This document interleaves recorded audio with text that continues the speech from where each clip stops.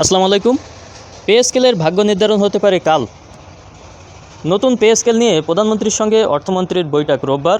নতুন বেতন কাঠামো আদৌ কার্যকর হবে কিনা, হলে কবে থেকে যুদ্ধসহ বিশ্ব পরিস্থিতি সিদ্ধান্তকে জটিল করে তুলেছে। নতুন বেতন কাঠামোর জন্য রাখা 40,000 কোটি টাকা গেছে ভর্তুকিতে।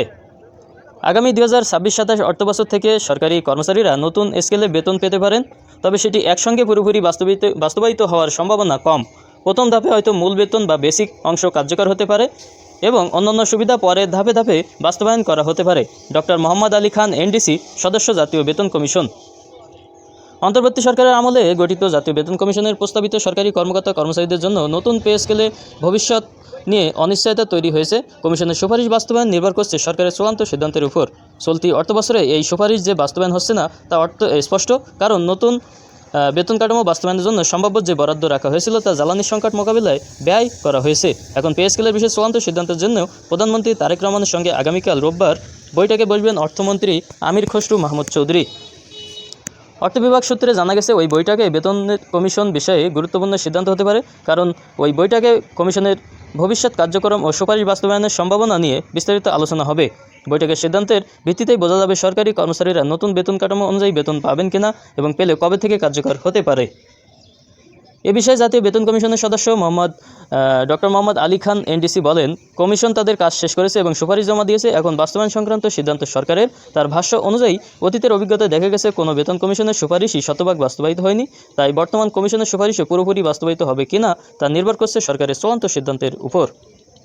সাবেক এই সচিব বলেন, তার জানামতে আগামী 26-27 অর্থবছর থেকে সরকারি কর্মচারীরা নতুন বেতন স্কেলে বেতন পেতে পারেন, তবে সেটি একসঙ্গে পুরোপুরি কার্যকর বা বাস্তবায়িত হওয়ার সম্ভাবনা কম। প্রথম ধাপে হয়তো মূল বেতন বা বেসিক অংশ কার্যকর হতে পারে এবং অন্যান্য সুবিধা পরে ধাপে ধাপে বাস্তবায়ন করা হতে পারে।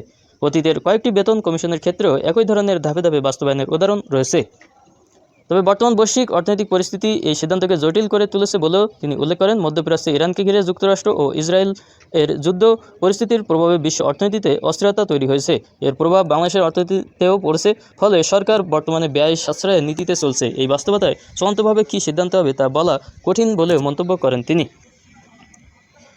অর্থ বিভাগের সূত্র জানায়, সম্প্রতি বেতন কমিশনের সদস্যরা নিজেদের মধ্যে বৈঠক করেন। সেখানে কমিশনের ভবিষ্যৎ কার্যক্রম নিয়ে আলোচনা হয়। আলোচনায় সিদ্ধান্ত হয়, সরকার যদি কমিশনের সুপারিশ বাস্তবায়নের বিষয়ে ইতিবাচক অবস্থান নেয় তবেই কমিশনের কার্যক্রম এগিয়ে নেওয়া হবে, অন্যথায় কমিশনের কার্যক্রম কার্যত স্থগিত হয়ে যেতে পারে। রোববারের বৈঠকে প্রধানমন্ত্রীর মতামত পাওয়ার পর কমিশনের সুপারিশ নিয়ে পরবর্তী পদক্ষেপ নির্ধারণ করা হবে।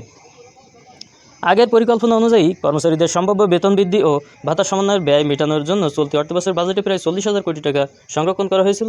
কিন্তু যুদ্ধ পরিস্থিতিতে সরকারকে জ্বালানি খাতে অতিরিক্ত ভর্তুকির পাশাপাশি সামাজিক সুরক্ষা কর্মসূচি চালু রাখতে নতুন করে অর্থ বরাদ্দ দিতে হচ্ছে। ফলে বেতন ভাতা খাতে সংরক্ষিত অর্থের বড় অংশই ভর্তুকি ও সামাজিক সুরক্ষা কর্মসূচিতে পুনর্বিন্যাস করা হয়েছে বলে জানিয়েছেন সংশ্লিষ্ট কর্মকর্তারা।